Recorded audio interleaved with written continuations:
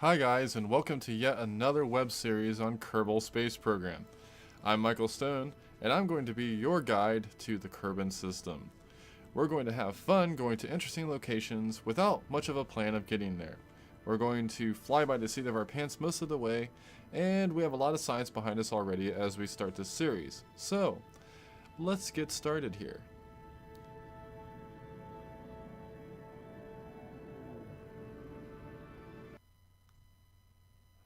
I've already created a ship to get us to our location, so we don't have to worry about making that. And it can definitely get us there with more than enough Delta V. So we're going to go into the VAB here, and we're just going to load that ship up and fly that to the moon.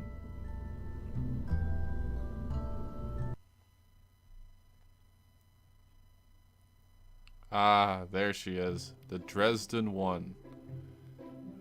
The current pride and joy of my Kerbal Space fleet. This thing has enough Delta V to pretty much do whatever I want around the Kerbin system, and maybe a little bit further than that if I really was budgeting my fuel correctly. Has all the science equipment on top there. We got the Science Junior, the goo canister, plenty of lights for landing, solar panels for generating solar energy, and landing legs for cushioning our fall. Hopefully with all of that on there, we won't die. Now, you might be asking why I'm placing cameras on the outside, or have placed already. That's because we're going to be doing this completely in the in-vehicle cockpit view. We're not going to leave that cockpit unless we have to do an IVA to retrieve the science from the modules. Now we're going to go in here and quickly set up our action groups so that we can activate each experiment without having to leave the cockpit view either. Now, here we go, we're ready to launch. Set up our camera modules inside of the cockpit here, and we're going to blast off. This is going to be very fast. I'm going to do a 64 time warp through my video editor basically to get us through this as fast as possible. Go into a nice 150 kilometer orbit. I'm not going to put you guys through a repetitive series of launches because basically who wants that? We want to actually go see the places. We don't want to sit there and see people launching rockets 100 times in a row. So we get up there and we perform our circularization burn. The moon's in view there, which is really nice and pretty. Extend our solar panels and extend our radar so we can do some scanning while we wait. And basically get into a nice circular orbit there. Now, we have to wait for our ejection angle to be correct if we are to get to the moon. We have a nice little tool, protractor, you might have seen it, and that will give us the correct ejection angle. We just have to wait for it. Unfortunately, that wait takes about 14 minutes. So while we wait for us to warp through that long period of time, let's hear a message from our sponsors. Kerba Colas, giving even the most dehydrated of Kerbals enough Delta V to get past their thirst. Alright, we're back, and we are getting ready to launch ourselves off to the moon here.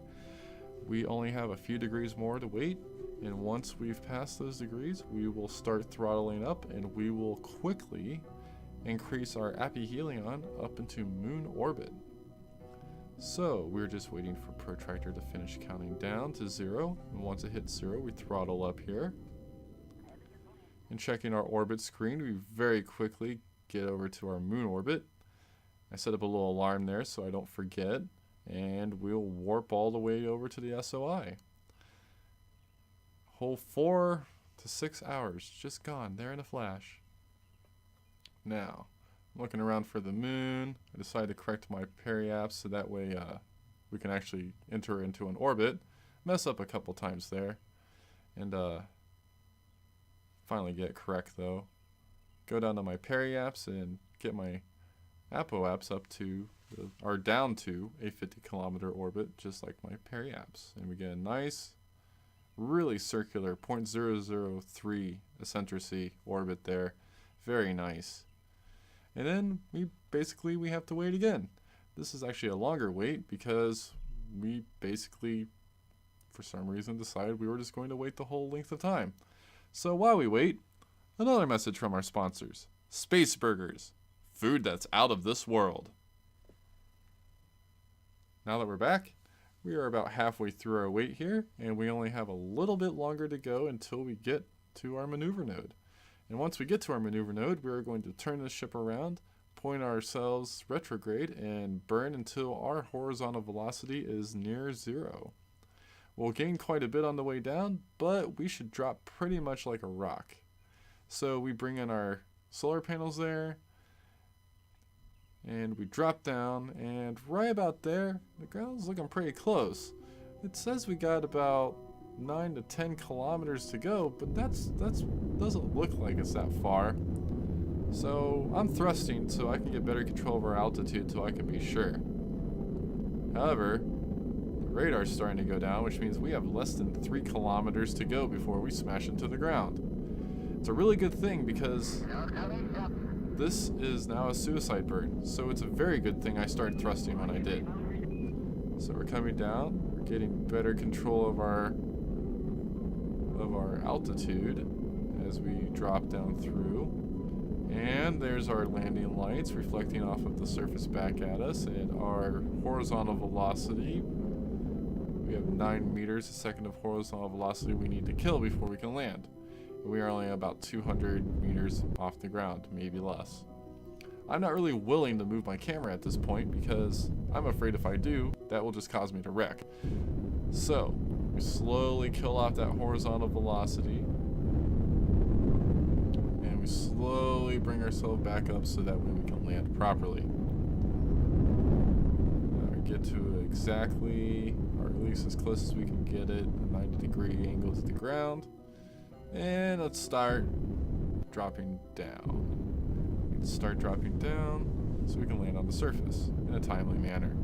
So about 3, 2, 1. Hello, ground. Yep, there we are. Alright, we have landed. It is time to look at our action group buttons and start collecting all of that delicious science.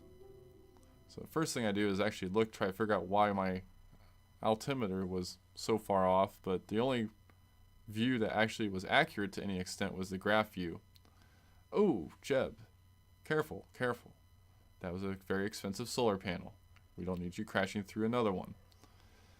So we're collecting the science and hopping back on to store it. Now we deploy the spectrometer and altimeter, and then we find out that we shouldn't have even brought them because we can't even collect the science. So we drop down and get a surface sample and fly up and conk our head immediately. And fly back over and hop on the ship. And now it's time to go home. And so I start lifting off, but uh-oh. I need to switch back to being in the IVA view. I'm not supposed to be doing this in this view, past self. You need to listen and go into the other view. Do it. Do it. This is not how we're supposed to be flying this thing. Alright, that's better. So, alright. Now for the long, arduous task of actually getting back home. So, I just burn off in that direction and hope for the best. And when I actually come to look at my orbit, I realize I was burning prograde. So great, we have a really high apoaps, not aphelion. So when we come in, we're going to be coming in kind of hot. So I basically go make sure I got all my science, get rid of all my modules, and now we're coming down through the atmosphere pretty quickly. Or we haven't quite reached the atmosphere yet, but we're about to. Yeah, we're really close. So as soon as we hit that atmosphere, hopefully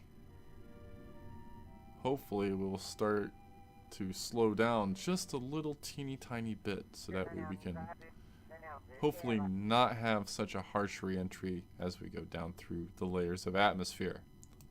Alrighty, we are basically well on our way back to Kerbin, back to land, back to Spaceburger and Kerba Cola, and all the thing that Jeb loves. But we are coming in really hot, 3.2 kilometers a second. Whew. I can feel the heat from that without even having to see the reentry effects. Not that we can see them yet. Although we are starting to have some torque from the aerodynamic effects starting to creep in. We don't have any electrical charge, so we can't really do anything about pointing ourselves anywhere, because I didn't really have the forethought to transfer electricity into the capsule before I ejected from the main service module. So we are actually slowing down quite quickly now. This is probably not going to be a good thing. It's probably going to cause stuff. Yep, there it goes. Stuff's starting to break off. I'm starting to lose all the stuff on the outside of the ship, like the goo canister and whatever else is out there. Hopefully not the parachutes. Oh, there's my heat shield, and it's gone. Ooh, we're getting high G warnings. That's probably not a good thing either. But it seems to be holding together. I don't see any more overheating, so it looks like we're safe for now. So I'm going to deploy the parachute, and we are going to float gracefully down to the ground.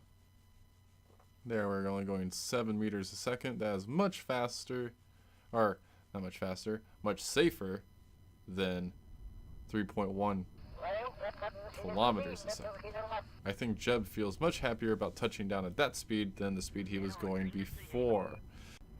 Now that we're down on the ground, let's hop out and stretch our legs.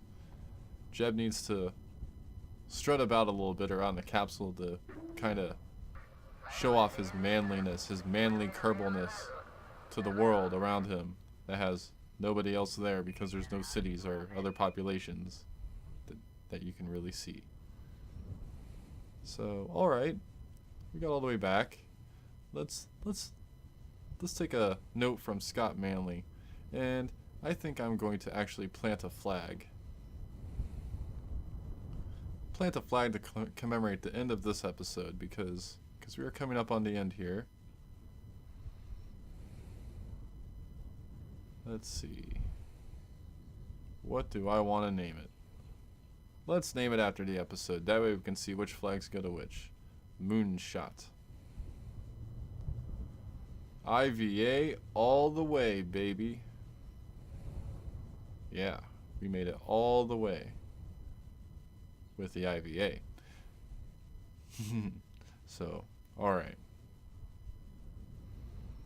Alrighty, alrighty. We're going to pick up our rock and we're going to go home.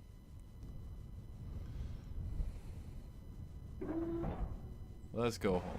Let's see how much science we got from that mission.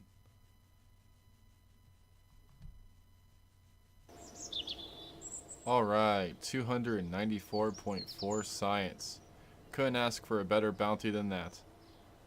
Well, that's the end of this episode. Until I fly with you guys again, I'm Michael Stone. See you next time.